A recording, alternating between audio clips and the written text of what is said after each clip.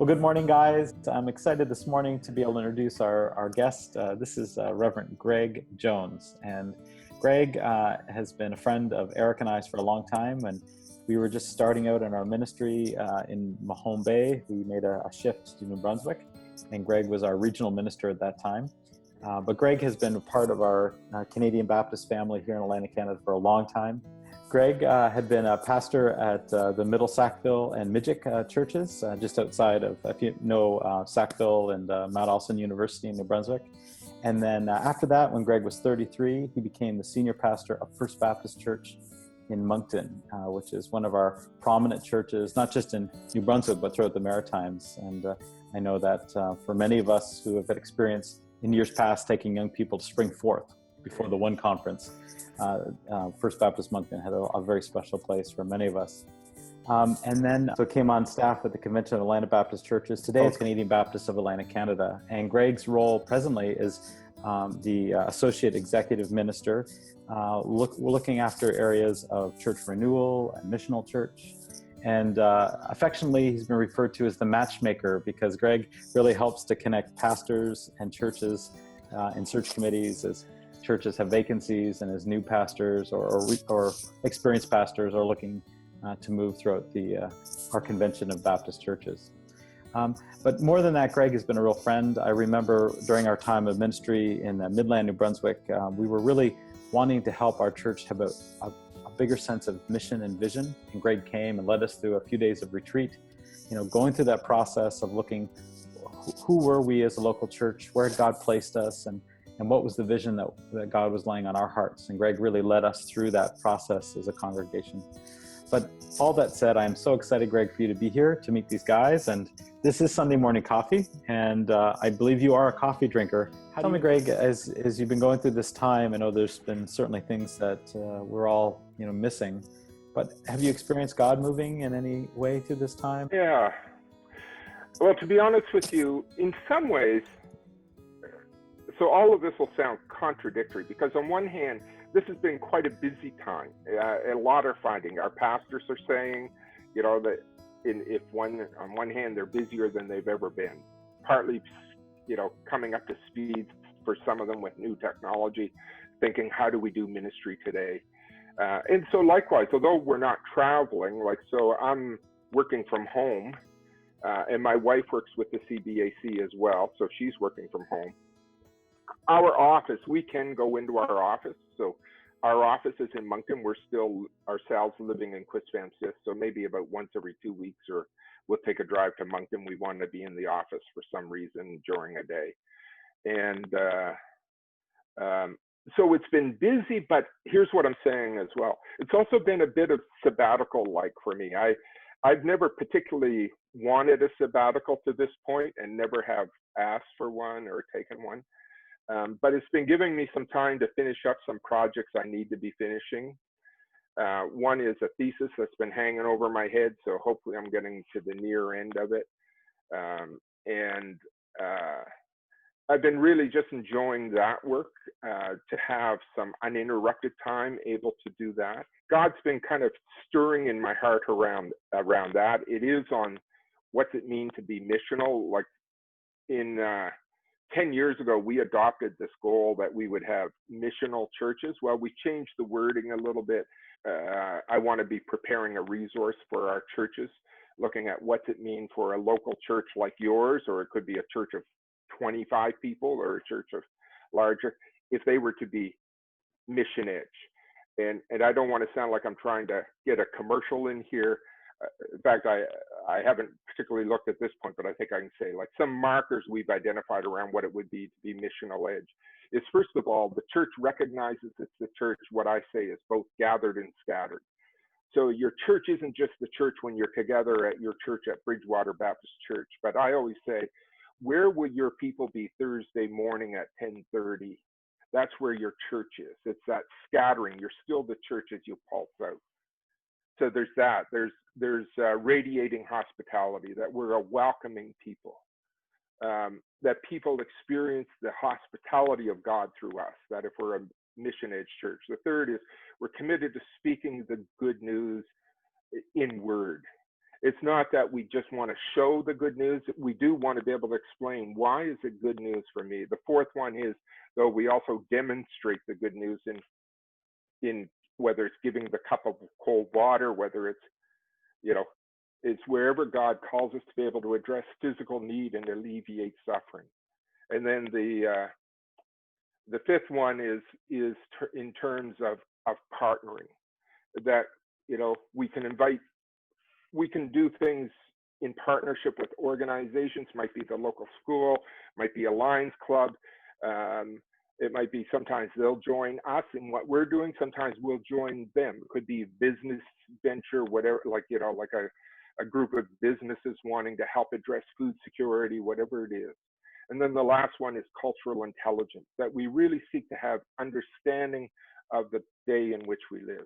So anyway, those things really fire my passion about what it is to be the people of God and what is God calling us to. So thinking about that, that's a long answer. I'm sorry it's so long. But getting ready to kind of, and beginning to put that down on paper, or at least on the computer screen, I'm enjoying. I love that.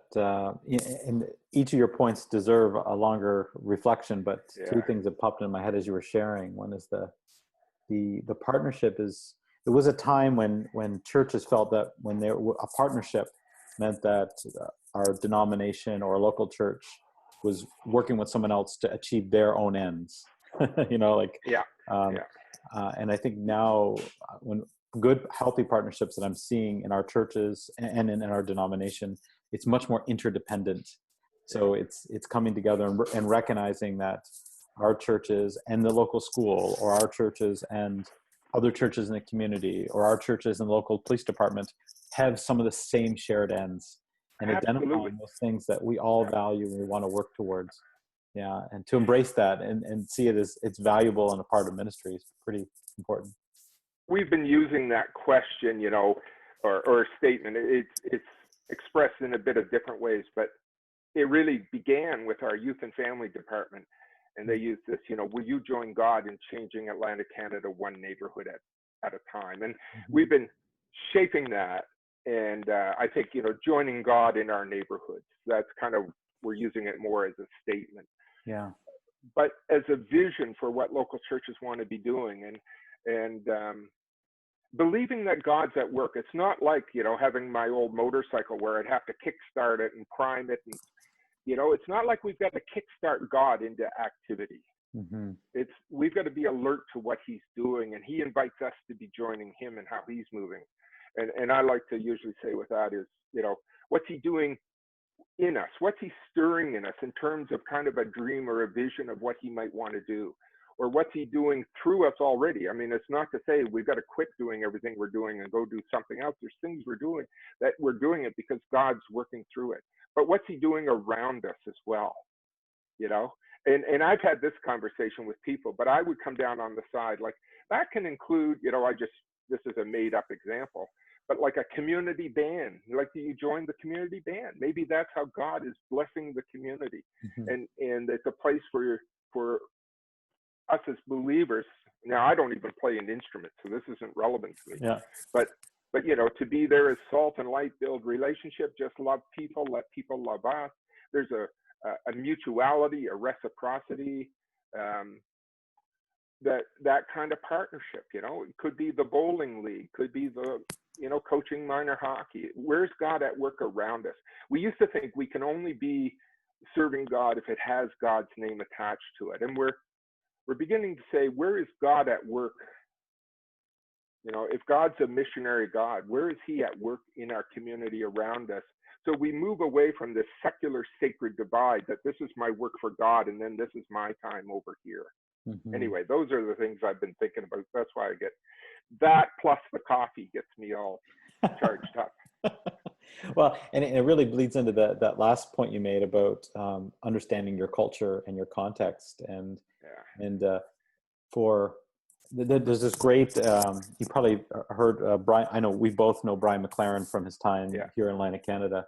He had at one point did this great exercise with a group of young people where he had these two whiteboards. You probably have heard this illustration, and he put Remind me anyway. Yeah, he had this whiteboard, and he asked the young people, you know, when you're in your church and you hear your pastor and the other people in your church talking about what's important, what are the things that concern them and get them fired up, what they're passionate about, what are the kind of things people talk about in your church?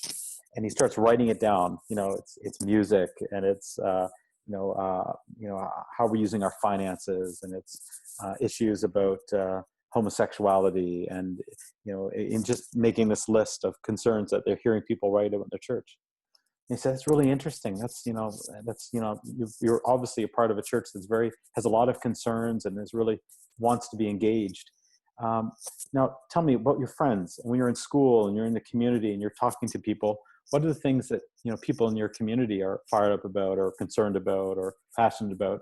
And he gets the next whiteboard and he starts writing it down, and it's the environment, and it's about justice, and it's racism, and he starts making this list. And at the end of it, he stops, and there's just this pause, and everyone's looking at the two lists, and they realize nothing is the same. That the church has set up this subculture, and everything on this list doesn't even have a corollary on the other one. Exactly. Said, that's the problem. We need to be passionate and concerned about the things that people in our community, and bring these two lists together. And this needs to be what forms how we engage with our community. In some ways, and this is not particularly always well understood, we may be, as evangelical Christians in Atlantic Canada 100 years ago, did better at it than we do today. Yeah. So for an example, and I just happen to have it here, but this isn't my work. This comes from a thesis that was done. Oh, that's the wrong binder. A thesis that was done by Darrell Feltmate about 20 years ago, but I'm quite intrigued by this. He cites, so in 1921, the platform of the Maritime Baptists is that every life is entitled to sanitary home, pure air, and pure water. Every life is entitled to a place in society, a good opportunity in life, and to fair equity and common heritage. I want to see women who toil should have equal pay. Wow. With men for equal work. And there's also a reference here, I'm quite certain, to our environmental stewardship responsibility. Yeah, yeah. And I find that fascinating that we understood that 100 years ago, maybe in a way that we're coming back and rediscovering. That it's not diverting us from the gospel, it's living into the fullness of the gospel. Mm-hmm. And that's what I've been appreciative of the missional church conversation, broadly. Yeah. That I think we'll move on from it, but I think it's been a calling back to some things that we had strayed from. Yeah. I think back, you've probably seen the article not too long ago about First Baptist Moncton, where you used to serve. Yeah. During the last, Spanish pandemic, the Spanish flu. Yeah. Would you be able to talk a little bit about that? I used to read about this when I was pastoring at First Baptist. There was a book that was written some years before I served there on the history of the church by Emerson Carroll and by Joyce Tingley. And they had pictures, and they talked about during the Spanish flu, the church was quite a new edifice at that time, a new building. It had replaced the church that had burned previously. So this church opened in about 1914, right around the start of the First World War. And by the time the Spanish flu hit, so they were no longer able to be having Sunday services, and they took the hospital and they made it into a hospital, or they took the church and made it into a hospital. Mm-hmm. And a missionary was home at that time. I think his name was Dr. Hinson West, a Canadian Baptist missionary. A doctor was home, and I presume from India, but don't quote me on that. I'm not 100% certain. I think that's about exclusively where we were working, plus Bolivia. Yeah. And he had a heart, a real passion for this, and nurses came together and they created this ward kind of to care for people who had the flu. Mm-hmm. And I remember reading that and thinking, what would we ever do if we had to shut down? And it was unimaginable to think that could happen in our time. But I remember reading that and thinking about it when I was pastoring there.